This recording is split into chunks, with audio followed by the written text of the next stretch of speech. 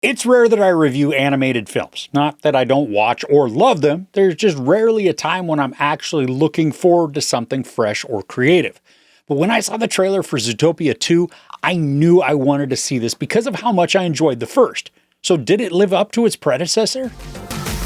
Rookie cops Judy Hopps and Nick Wilde find themselves on the twisting trail of a great mystery when a snake arrives in Zootopia and turns the animal metropolis upside down. To crack the case, Judy and Nick must go undercover to unexpected new parts of town, where their growing partnership is tested like never before. For any of you that enjoy Munchies, stick around to the end because I do have some new things to try out. Okay, so in addition to the returning cast of Gennifer Goodwin, Jason Bateman, Idris Elba, and Shakira, the new voice talent to join features Ke Huy Quan, Patrick Warburton, Fortune Feimster, Andy Samberg, Danny Trejo, and David Strathairn. Now, there are also a ton of other well-known actors that have single lines or very minor roles, so you're definitely going to want to stick around for the credits because some may surprise you. Now, this picks up right where the first Zootopia left off, even providing a bit of a recap, but presenting it in a way that doesn't feel as though everything is being retold. It's quick and punchy, and then launches us right into the new plot, which circles around the centennial celebration of Zootopia's climate walls that allow all of the animals to live together and interact. And when the famed journal that contains the original plans for Zootopia is stolen, a snake is blamed, reigniting a decades-old mistrust and hatred of reptiles. Now, the theme for this story, it's similar to the first, using normally opposing species to illustrate that despite being different, they can and should rely on each other for strength and support. And this goes even further down the rabbit hole, if you'll excuse that pun, because there are multiple story arcs to reinforce the messages. Now, first, there's the obvious pairing of Wilde and Hopps, a fox and a rabbit, natural predator and prey. But here, they're working together as a team, sort of. But beyond that reused arc, the entire impetus for Zootopia plays into this idea, using real-life prejudices to build out the characters' feelings. And the entirety of reptiles, they're reviled, looked upon as untrustworthy, dangerous. So when Judy stumbles on a case that could involve a snake, those in charge, they're not wholly behind the investigation. This then allows for exploration into new territories that we've not encountered within the first movie. And through this, we also get to see all sorts of silliness mixed in with the deeper messaging. And don't hear me say that this is forcing any sort of ideals down our throat. The story's very approachable and pretty much reinforces morals that we're all taught in kindergarten. As is to be expected, the animation is stunning, taking what was in the first film and then bringing to light new moments that involve extra creativity just thanks to the new environments and new animals. For instance, there's a snake, and because of its particular species, the animators bring out a whole new experience that we just haven't seen before in Zootopia, both through the use of colors and some lighting. There's also a whole new land that we're taken to, and just like all the other places within the city, there are unique and hilarious interactions that are made for both kids and adults. The kids are especially going to laugh at all the slapstick comedy and then the goofy antics of certain characters, like this walrus who inhabits a portion of a swamp. Bub, bub, bub, bub, bub, hey bub, bub. But also then within these same scenes, there are many visual and dialogue gags that are designed specifically for adults. And they're never getting saucy or inappropriate for little ears. They're just geared to keep us just as entertained as the kiddos. And using the same example of the walrus, there's a sequence that's wildly unsettling, just as it's designed to be. And all the adults in the showing that I was at, we all laughed incredulously, just thanks to the awkward scene that was unfolding. Now, probably one of the funniest additions to the cast, Fortune Feimster. She plays Nibbles and absolutely just nails the character. Not only is the beaver a bit of a conspiracy nut, she's surprisingly insightful and grounded, but also not without a slightly unhinged side too. And while Jason Bateman provides so much of the dry wit and snark, Feimster is unabashedly laugh-out-loud direct.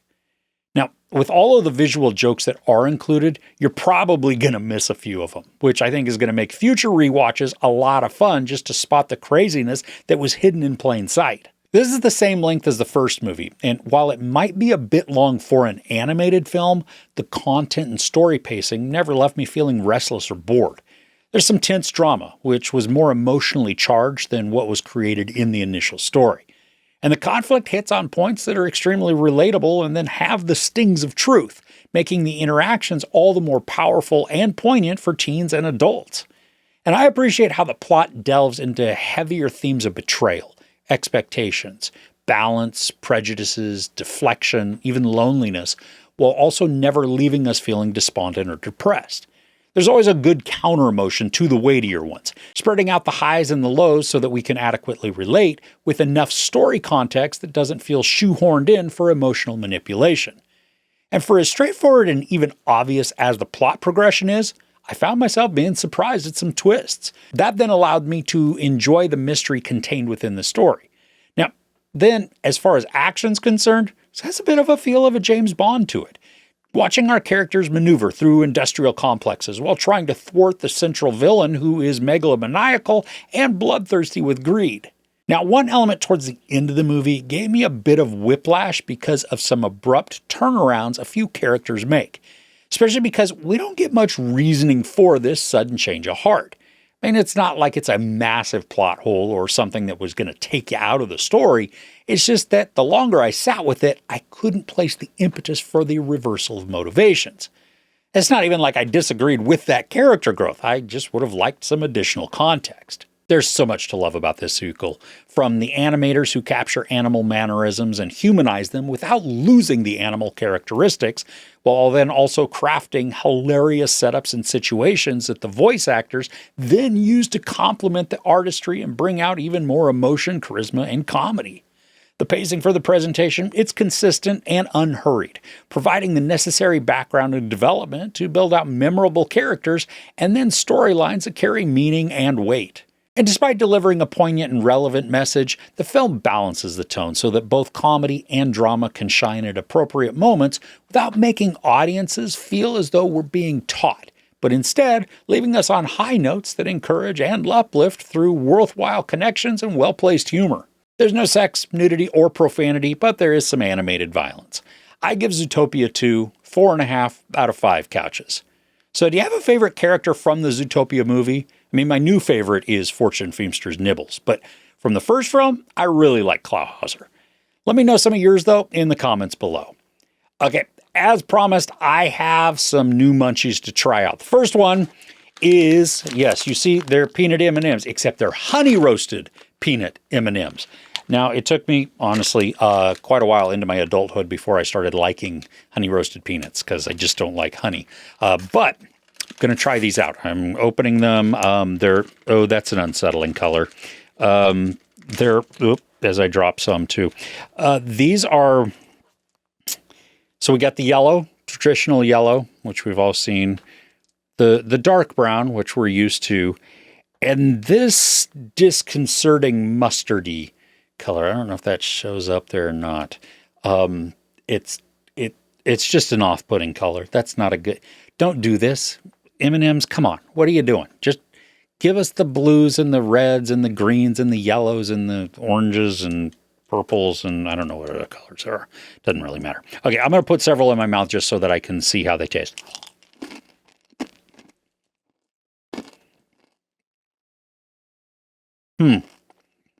That's a little,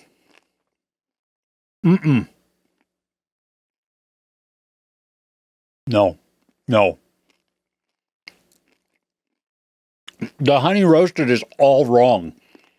Like, when I eat peanuts, I normally eat Planters peanuts. It's not sponsored, just saying. And so the honey roasted has a saltiness to them, but also that sweet. This is, it's unnatural. Which is funny because I'm talking about M&Ms. But, come on, no, that is not, Okay. Honey roasted peanut M&Ms. No. Stay away from them. That is chemically and just gross. Well, okay, so strike out one. Hopefully this one is better. Hot Ones from First We Feast. Great YouTube channel. I would love to be big enough at some point to actually go on there and try those because I would definitely crush that thing. Probably die afterwards, but hey, whatever. These are the hot ones, Pringles. They're the barbacoa, Los Calientes flavor. So let's see here. I did open it, but I have not smelled it yet, just so for, quickness.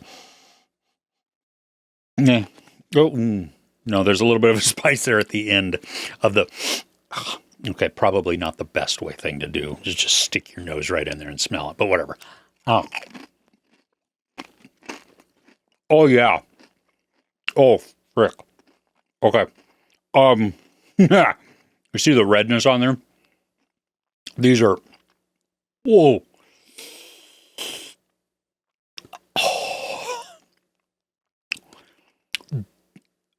The thing I love is when you can get heat, but still flavor as well. Because heat by itself is just, that's pointless. I mean, you can make anything really, really hot.